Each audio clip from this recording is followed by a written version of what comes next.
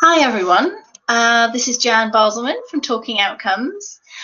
Thank you for joining us today. Dan Gibbons will be joining us in a moment. We may have people come and go as the time goes on. So what's happening is that we can't hear you. So you can make as much noise as you like. We can't see you, and you will be able to hear myself and Dan.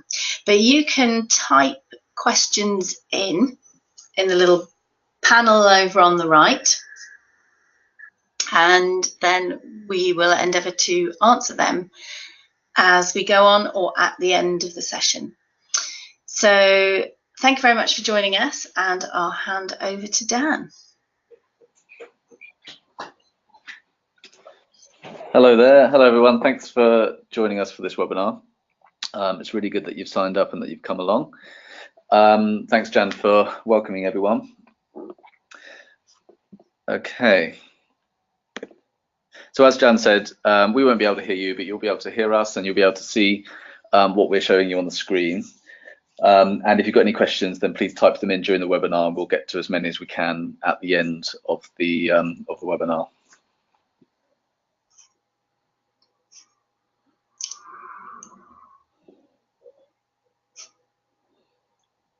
So during this webinar, we're going to give you some background of why and how we developed the TOE.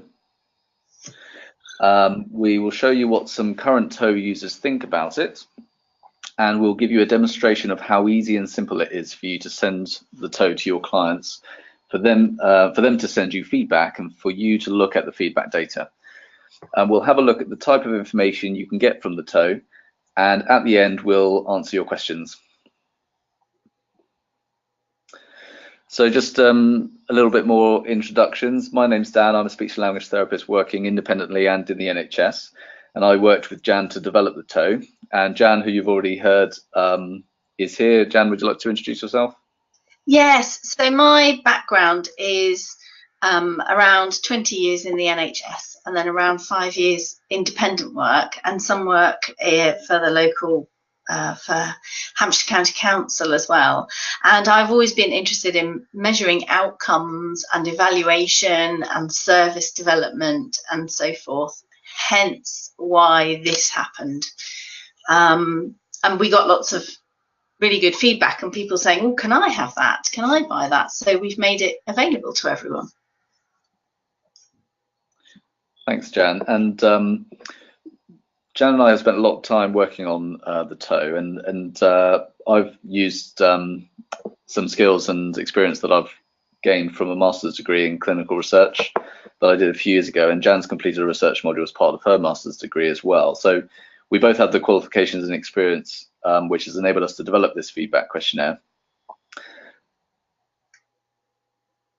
Before we go any further, I'd just like to get an idea of what you are already doing to gather feedback from your clients. So in just a second, a poll will appear on your screen. The poll is 100% confidential. No one's judging. It's just a bit of fun so that we can see, get an idea of what people are already doing to get feedback. So if you fill out the poll and then click on submit, and then I'll be able to see the results.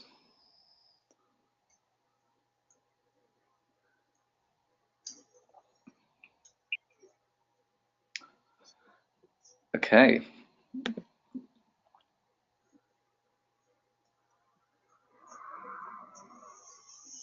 Thank you very much, everyone. So I've got the results of the poll, and I can see that half of you already get some kind of electronic feedback, so either by email or another electronic method like SurveyMonkey or something like that.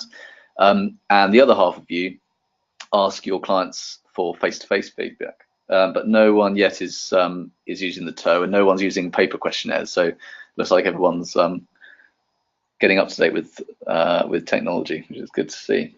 So why is gathering feedback on our services important? The number one reason is we need feedback in order to improve the quality of our service. And if we can improve the quality of our service, it will ultimately result in better outcomes for our clients, which is, after all, the main reason we do the work that we do. The steps we need to take to improve our service are, first, we need to understand that our clients have a different perspective to us. We might think we know what our clients want from a service and what they value in a service, but we don't know for sure without getting their feedback. Second, we need to understand that feedback is important, and you're all obviously aware of this at this stage already, otherwise you wouldn't be participating in the webinar. And then thirdly, we need the confidence to ask for feedback, and that's the bit that's scary. Getting positive feedback feels really great, but if we get some negative feedback, then that doesn't always feel so good. But it's the negative feedback that is possibly the most helpful. So we need to be confident to ask for the feedback and to get the feedback as well. And then fourth, we need a way of getting the feedback. So this bit's easier said than done. We need to get feedback which is valid. So it's truly reflecting what our clients are thinking.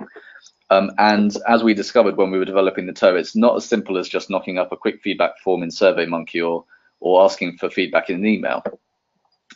And then lastly, we need to act on feedback, and this is the really important bit. Without acting on the feedback, then there's not much point in getting the feedback in the first place. Before we go on a bit further, I can see that a couple of more people have joined us, so welcome. Thanks for coming along. You haven't missed very much.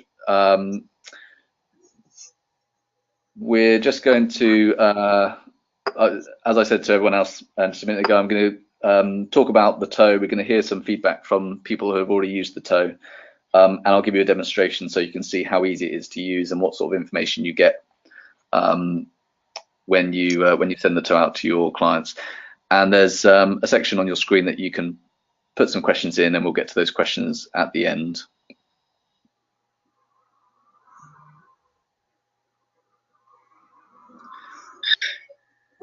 So, as I said, designing the TOE turned out to be not as simple as we first thought. It's not as simple as creating a quick questionnaire in a Word document or SurveyMonkey. When we started to research how to create a questionnaire, we discovered that there is a ton of research on how the design of the questionnaire and the choice of questions, the wording, and even how many points you put on a scale can influence and bias the results. And if there's bias in your results, then the feedback isn't valid, and therefore it's not particularly useful. So we spent a lot of time researching how to create a questionnaire that would provide valid results. In the same way that we base our clinical work on evidence, we based the design of the TOE on evidence as well. And we spent months designing the questionnaire, from the wording of the questions, the length of the questionnaire, and the order of the questions. And as I said, even the number of points on each scale. We piloted our questionnaire on friends and family, and then trialed it on real clients through our own practices, getting feedback at each step in order to continually improve and perfect it over time. And all that resulted in, so far, having 5 different versions of the TOE. So we have some pediatric versions which can be used to gather feedback from parents and carers and school staff. And we have some adult versions which can be used to gather feedback from the adult clients themselves or their carer. And for both the pediatric and the adult versions, we created an assessment version as well, which can be used for only for a time when only an assessment has been provided and no therapy has been provided afterwards. Jan has presented the TOE at the Royal College of Speech Therapists Conference in 2017, and we officially launched the TOE at the ASLTIP conference in 2018. And we've since had lots of independent practices buy and start to use the TOE already, from sole traders to some large therapy services as well. So before I show you the TOE in more detail, let's hear from a couple of therapy practices who are already using it. We asked a few of our TOE users if they wanted to contribute to the webinar, and Bryony, who you can see on the screen, who works as an independent therapist on the Isle of Wight, sent us this testimonial. Hi there, my name is Bryony Rust. I'm a speech and language therapist and I work independently as a sole trader. I've been using the TOE for just under a year, and the thing that I find most valuable about it is how it has given me some time and some reassurance. Yes, I can create Google survey forms myself, and I have done so in the past, but it's been really valuable to purchase a questionnaire that I know has had a lot of thought, time, and research and testing that's gone on behind it. And so it's been really great to be able to kind of take that off the shelf and use it immediately, and to also get some really useful information from it in terms of the feedback that parents have given me, the testimonials that they've provided that I've been able to use on my website, etc. So I would certainly recommend the TOE if you're in a position similar to me. Okay, thank you, Bryony. This is a quote that we've got from another therapist, Frances Johnston, who is the director of Therapy Links UK, which is a large practice. She said, "I love the TOE. It's quick and easy and provides fantastic at-a-glance feedback along with more detailed information." Let's jump into a demonstration of the TOE so you can see what it looks like.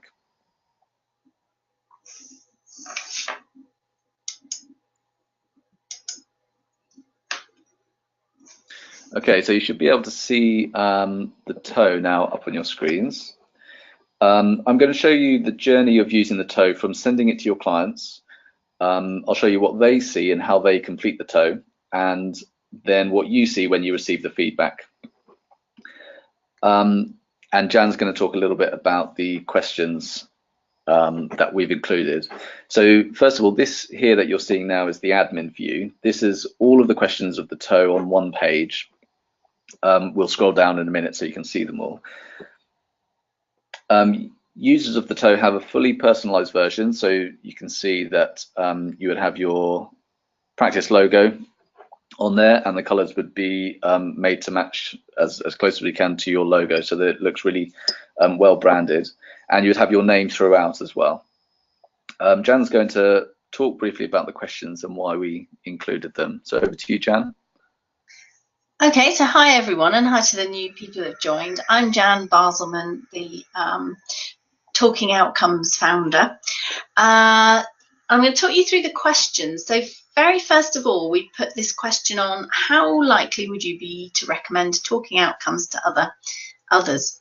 And that's we put this one on first of all because it gives you a net promoter score, which is something that businesses use to measure how they're doing. And some of our clients are business people, so we can now advertise our net promoter score on our website, and that has meaning for some of the clients who are using our service. So then the second question, and that's deliberately put there because you put the questions you really want the answer to early on in the questionnaire to avoid what do they call it, Dan? Tiredness? No, apathy. Fatigue. Fatigue, yeah. Avoid completer fatigue. So we really wanted testimonials, and we've had a lot of lovely testimonials, and even people who've given some quite negative feedback have written really quite nice testimonials, because it's usually one or two things they're unhappy with rather than the service as a whole. And we've put some of these on our website. So can we scroll down a little bit, Dan? So then we asked, how satisfied were you with the time it took to provide an initial appointment? And that is because we want to differentiate ourselves from the NHS. And that's one of the reasons that people come to us, is because they don't want to wait. So we need to keep people satisfied, so that's important. And then we had to change the next question based on some feedback. So how satisfied were you with the effort made to make the appointments convenient? We couldn't say, were the appointments convenient? Because on the whole, they weren't, because something has to give in families' busy lives. So this is a better question. And it just shows that we're all making an effort. Oh, well, perhaps we could do an after-school appointment and so forth. Then we asked to what extent you feel the service is providing value for money, and this is really so that people feel it's worth it. A lot of people comment that it's expensive but worth it, and some people, we get lower scores on this, so we're always looking at ways to keep the costs down. Can we scroll down a bit further?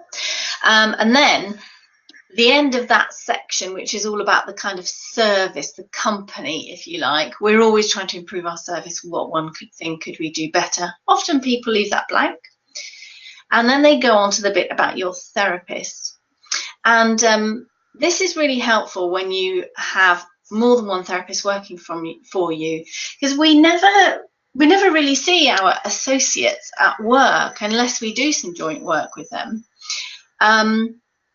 So we want therapists to be able to give feedback, and then what they do is they tick their therapist, and if we scroll down a little bit more, Dan, we've got that same therapist rating scale. How likely would you be to recommend your therapist, so that you can know if your popularity is going down and think, oh, okay, so I'm not as popular as I was last year. What am I doing differently? And it just aids some self-reflection. Now, the remaining questions are linked to HCPC guidelines. So what I want to do is gather evidence for myself and for the associates that are working for me that if anything ever comes up from HCPC, we've got some evidence from clients to show, look, they are professional, 90% of clients have been really happy, they've got good communication skills. This issue that this client has raised is likely to be a one-off. And I'm really hoping, it hasn't come to it yet because nothing's been raised, but I'm really hoping this will be a tool in keeping us all safe. So the other things that we've got on there are how professionalism questions, relationship with child questions, communication skills of your therapist. That one's been quite good so far, unsurprisingly.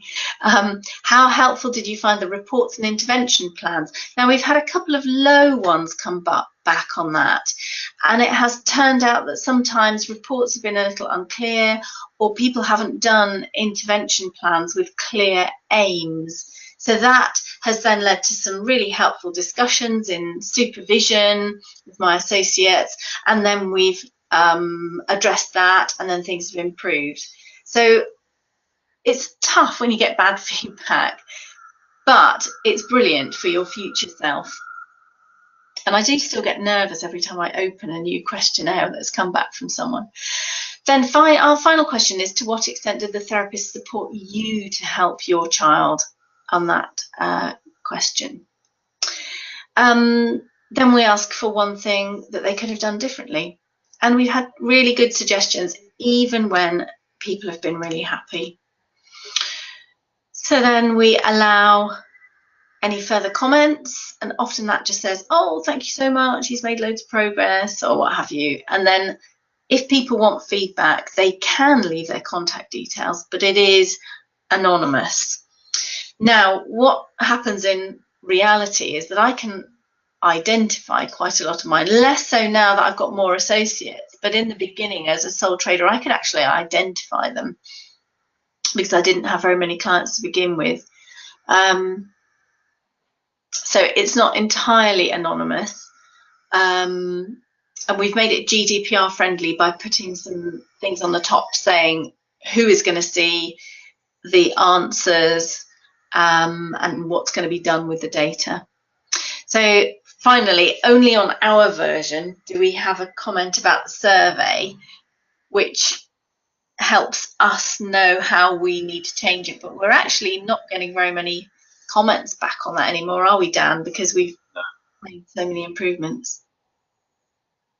Okay, so if you've got any questions about all of that, feel free to type them in now if anything's not clear. And then back over to you, Dan. Thanks very much, Jan. So we'll have a look at how you send the TOE, and then how easy it is for your clients to fill it out and send it back to you. So when you send the TOE to a client, It's incredibly easy. There's a send button at the top that you can click on.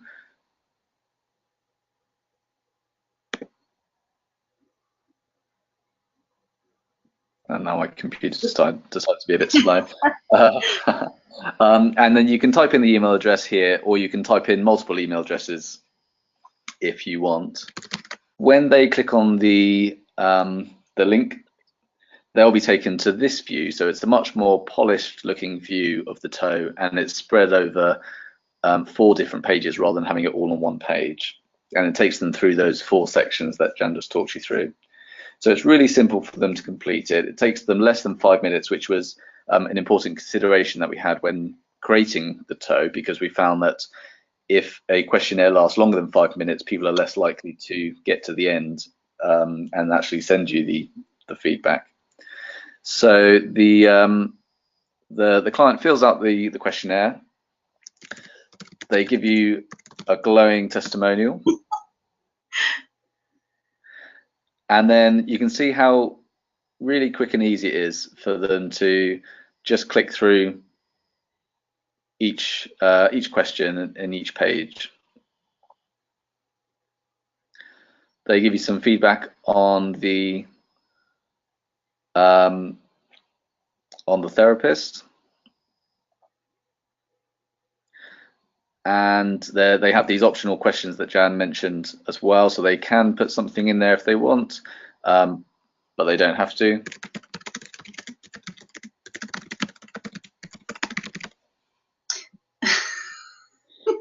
And then at the end, they have the opportunity to give some further comments if they like, and if they want you to contact them, they can put their name in for you to contact them afterwards if they want you to contact them about their feedback. If they do this, then they're warned that they will now be identified as the provider of feedback. But if they decide not to do that, then the questionnaire and the feedback that you receive is anonymous, and it doesn't actually say who or where you got the feedback from. And then they click finish, and there it is, all sent off. So it's really quick, really easy, and really simple for them to do. We wanted, when we were deciding on how to actually provide the questionnaire, and we rested on Google Forms, was we wanted it to be really easy for them to do, so that it removed that barrier for them to actually give you the feedback. If it's remotely difficult, then people are more likely to just think, oh, that's too much effort, I won't do it. But because it's so easy, then we get quite a good response rate from our clients. Then the data comes straight back into your Google Forms. So this is what we were looking at just a minute ago. And then when you click on responses, so that said 10 just minutes ago, so it's instantly come back in. And you can see that it summarizes all the results for you. So these graphs here are a summary of all 11 responses that we've got in the TOE at the moment. It collates all of your testimonials in one place, so you can really easily copy and paste those and put them onto your website. And it gives you a chance to have a look at an overview of your feedback, including how much feedback's been provided for each therapist. And if you want to, you can also look at individual pieces of feedback as well by clicking on the individual button. And then that gives you each individual feedback questionnaire with just their results on it.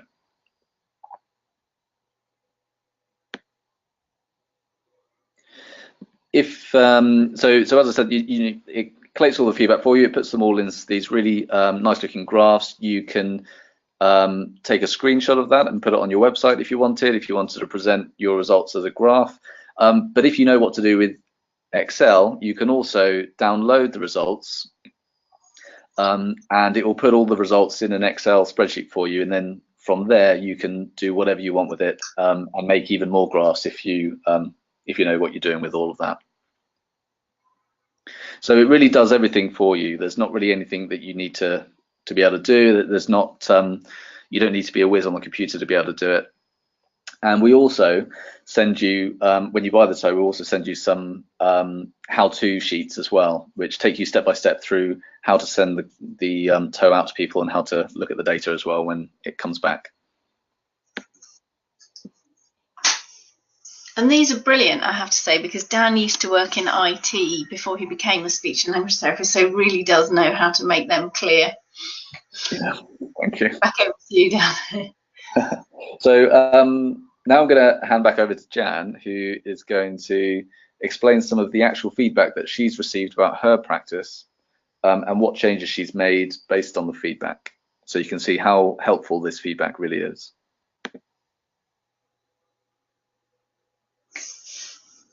Okay, so are we coming over to, so okay, so here we are. So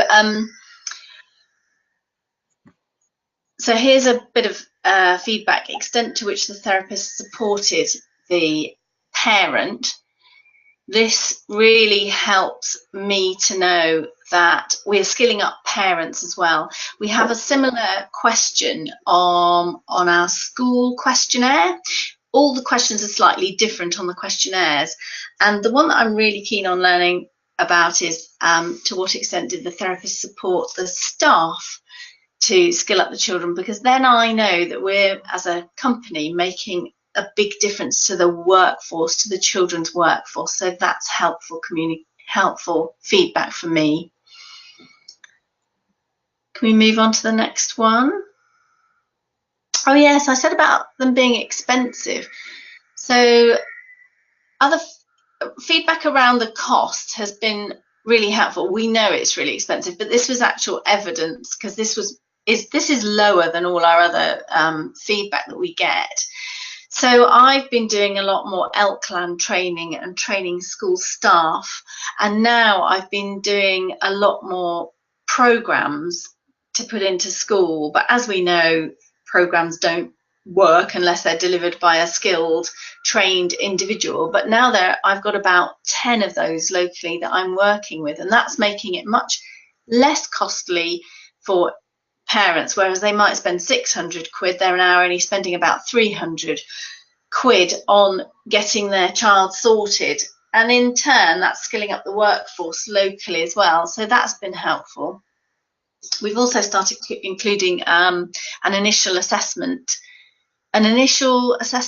report, because people were saying assessment's really expensive, and then I was asking them to pay for a report on top of that, which some of them didn't want. Then I couldn't feed back to people, so I just bit the bullet and thought, right, I'm just going to have to do this summary after assessment, and it's been much better. It's been better for communication with other professionals, and people feel like they're getting their money's worth from an assessment as well. Next one.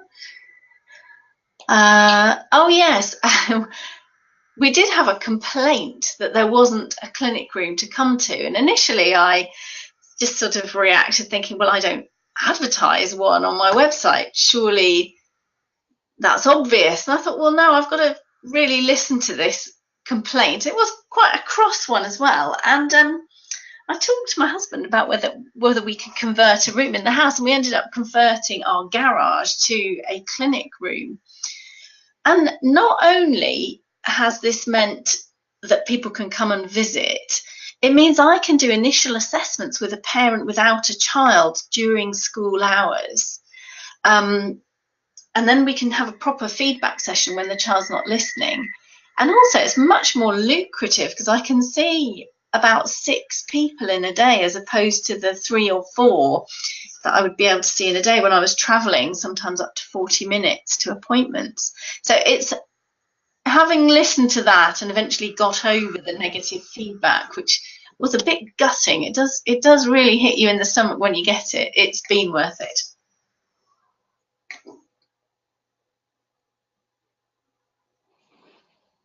I think our net promoter score has actually gone down now slightly, hasn't it, Dan? A little bit, yeah. A little bit, but it was really high, which is fantastic. So back over to you. Okay. Oh, I was going to say one more bit actually, Dan.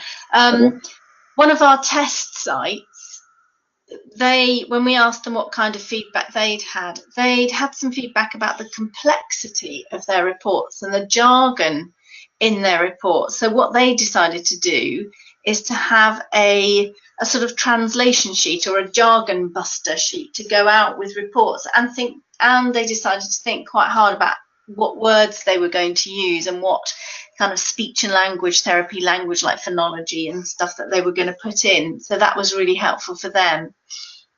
Back over to you. Okay, thanks, Jan. Okay, so we've reached the end of the what we have to tell you in the demonstration. We've got a couple of questions in. If anyone else has got any questions at this stage about anything that we've covered, then please feel free to type them in now into the question box, and they'll pop up on my screen, and I'll me or Jan will answer them as best we can. There's a couple of questions already. So one is asking, are the asterisk questions compulsory? So that's referring to the TOE. Let's have a look at the questions. I'll just get them up so everyone can see what we're talking about. So here next to some of the questions is a red asterisk, and those ones are compulsory. So it won't let the person filling out the form go to the next step unless they've filled in that question. And then the any that don't have an asterisk next to it are not compulsory, so they're optional, and that will let them go to the next screen if they haven't filled it out. So most of our questions are compulsory, apart from the text questions, just in case someone didn't want to give us some written feedback. There is one, I think, so on the, not on this version, this is the parent carer version. On the school version, there are a couple of questions which are compulsory on the parent carer one, but are not compulsory on the school one. So for instance, there's one about value for money. We made that optional on the school one because it might not have been the school that paid or are paying for the intervention. And also the one about how satisfied they were with the time it took for an initial appointment, we've made that optional as well on the school one, because the initial appointment may have not been done at the school. The good thing about the TOE being in Google Forms is that you can edit it if you want. So if there is a question within the TOE that you would prefer to be optional and rather than compulsory, then because it's in Google Forms and because it's, once you've got it, it's owned by you, you can edit it. And on each question, when you click on it, there's this little toggle here for required. And if you turn it off, then that means that question is now optional. So you do have the ability to turn off the compulsory questions if you want. So I hope I've answered that question fully. And then another question is from someone who has already bought the TOE. So thank you very much. So she asks, I bought the TOE a year ago and are planning on starting to use it today. Has anything been updated since it was bought? And it's the adult questionnaire. I don't believe anything's been updated over the last year, has it, Jan? No, just that we've added an assessment only questionnaire. That's which right. You can buy for, it's not very much. If you've already bought one, then buying others is much cheaper. So if you've only done an assessment, there is a better questionnaire that we've got that you can send. Yeah. So if you've got the adult version from a year or so ago, then it will be exactly the same. If you need to look for it again in your emails, there should be an email from admin@talkingoutcomes.co.uk. So if you search for that, then it should come up with the email with information about how to get the TOE. When someone buys the TOE, because of the way that we distribute the TOE to people who have bought it, we do have to share the TOE from our end, and then we have to unshare it as well. So if you haven't if you haven't actually obtained your TOE since you bought it, you might not be able to now, but that doesn't mean we can't send it to you again. So if you can't find it in your emails, do get in touch with us at admin@talkingoutcomes.co.uk, and we can sort that out for you. And there's one more question. Can you remove a question? For example, as a sole trader, there is only one therapist, so the question about which therapist is not relevant. So yes, in the same way that you can edit any question, like I did with turning off the required button, you can remove a question as well. So this one here, who was your therapist? If there is only one of you, then you're right, it doesn't really make much sense. If you wanted, you could just remove the, you would receive it with just your name in it. So you've got that question there to add more people to, if if and when you start to have other people working for you. But if you want to remove it, then you can just click the bin button down here, and that would take the whole question away, so that it doesn't show up at all for your clients. So as you can see by those couple of examples of editing the TOE, you can completely edit it as you like, but obviously once you've edited it, it might not be possible to go back to what it was. So I would recommend taking a copy before you make any changes, just so that you've got your original one. But also you have to be aware that if you amend any of the question wording, you may affect the validity of the results that you're getting back. So we spent a lot of time thinking about how to word the question so that we weren't influencing a particular response. So just something to be aware of if you're editing any questions, that the results you get back may not be as valid as they are with the original. And another question just popped in. Can I replay the webinar at a later stage? I would like to show my administrator. So yes, you can.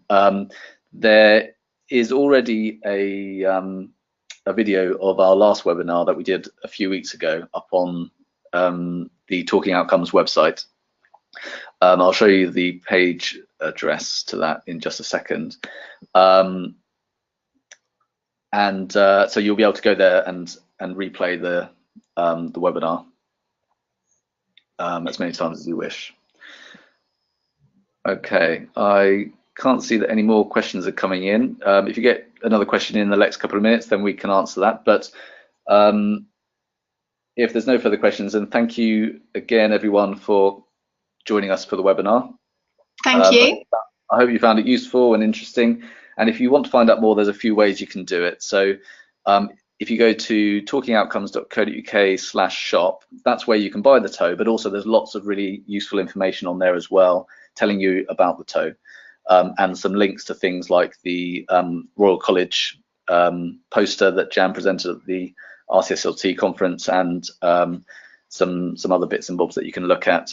There's also a frequently asked questions page, talkingoutcomes.co.uk/FAQ, which answers some of your questions about GDPR or editing the TOE and things like that. And if you want to find out more, then email us at info@talkingoutcomes.co.uk if you've got any further questions after the webinar. The address for the webinar videos is talkingoutcomes.co.uk/webinar. So that's the address that you would have gone to sign up for this webinar.